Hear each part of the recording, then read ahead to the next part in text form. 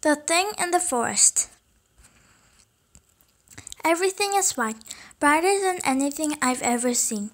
For a moment, it feels as if I'm weightless, floating on the other side of the strange, ornate door that the key opened.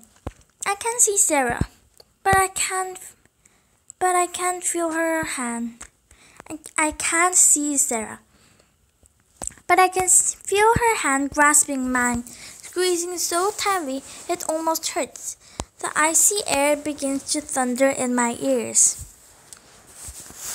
And I know we're falling, accelerating too fast for safety. I can barely catch my breath, and the wind stings my eyes.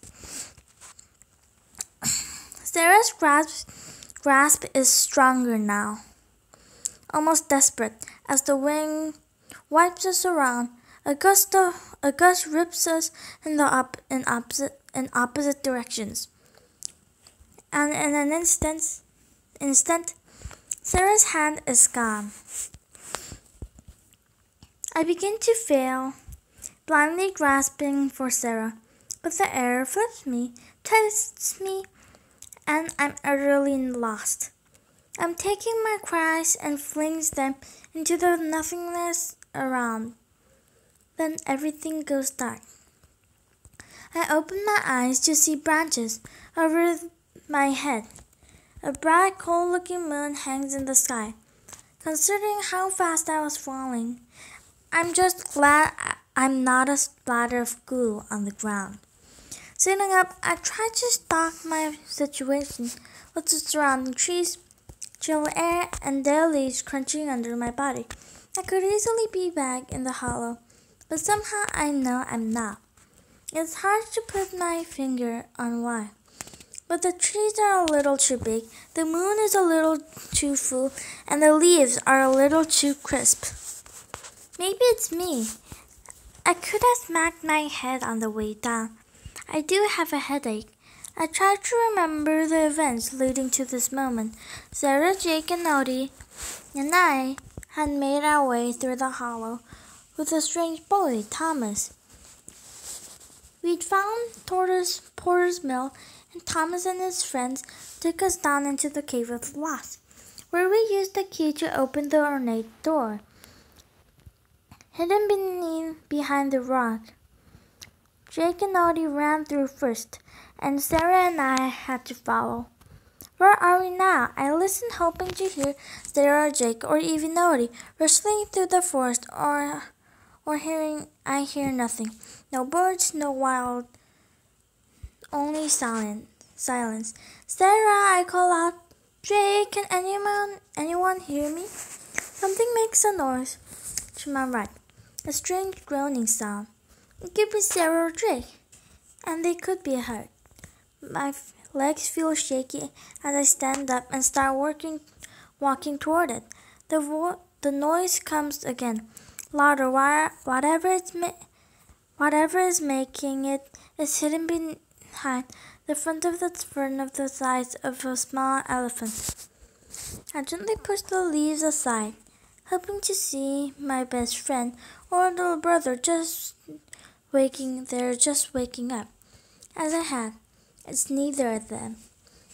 The sound comes again, and I can see the ground beyond the fern shifting, lifting, heaving as if something large is trying to push itself up from underneath. The grounding is the sound of the tree surrounding the mound, beginning pushed up.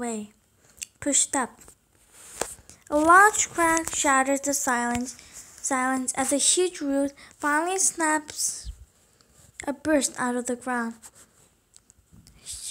showering me with clods of dark wet soil. I watch, frozen in a mixture of fear and curiosity. The ground heaves again, and the loose dirt expels by the broken root. Something begins to shake out. It's dark and wet, like a large worm. As more of it begins to slither from the earth. I realize it's not a worm. It's a tentacle covered with menacing-looking suckers. It's surrounded by rows of small, sharp teeth. Fear finally overpowers curiosity, and I run fast. Branches scratch my skin and pull at my clothes as I weave between the trees and through the underbrush. Whatever it is must have finally freed itself from the ground. As I can hear from the thing crashing toward the forest behind me. With a quick glance backward, I see more tentacles shooting out of the darkness and grasping trees as the creature pulls itself in chase. It sounds huge. I scramble under a fallen tree and vault over a shrub. Then, in an attempt to lose this thing, I take a hard left, almost losing my footage in the soft ground. It doesn't work.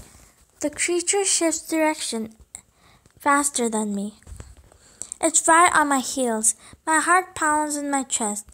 My lungs ache, and the sharp pain begins to form beneath my rib cage. I don't know how much longer I can sprint, but the horror of the thing behind me drives me forward. Suddenly, I can see the edge of the forest, like a massive black wall rushing toward me. Maybe the tentacle thing wouldn't be able to follow me without trees to pull it along, or maybe it would be faster on open ground. I don't have a choice. I have to risk it. I try to pick up speed, though my legs feel as if they're on fire now. It's almost on the edge of the trees, so I put my head down and push harder for fortuitous moment. I happen to see that the solid ground ends at the sharp end of the steep cliff, mere steps away. I don't have time to turn, and I can't stop. I see another mammoth ferns out of the corner of my eye. I reach out for one of the huge fronds and make contact. My hand closes around the frond, and my legs run out of the ground. The frond is strong, and the momentum of the running actually whips me around the side. I peek down and see no ground, just a sea of clouds far below, turning gray by the moonlight. I land hard and roll into a sapling, and the creature swings itself around the forest and realizes too late that it has nothing else to grasp. In the moonlight, I finally see it, a dark hulking creature resembling an octopus the size of a small car.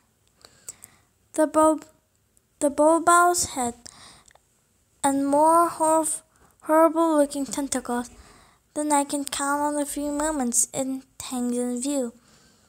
Wood creaks as the last tentacle tries to hold onto the trees, but the creature's bulk is too great. Its tentacles fail. Trying to grasp anything, one launches on my pant leg. I wrap my arm around the sapling, hanging on with everything I have. With loud cracking sounds, the tree and the creature is holding give way. For a moment, I think it will take me over the cliff with it. But I feel the fabric of my pants tear in one sudden jerk. The thing falls silent. I crawl to the edge of the cliff to see it disappear into a puff of clouds. I lean back, sitting on my heels, trying to catch my ragged breath. My hands shake, and I feel as if I might cry. I've never been so frightened in all my life. Before me before me stretches a sea of gray clouds, disappearing into the darkness beyond. Behind me, the forest waits silently. More of those octopus creatures could be lurking beneath the ground, or perhaps worse things are waiting for me. Two things become clear in this moment. I'm alone, and this isn't the hollow. Where am I, and where are Sarah and Jake?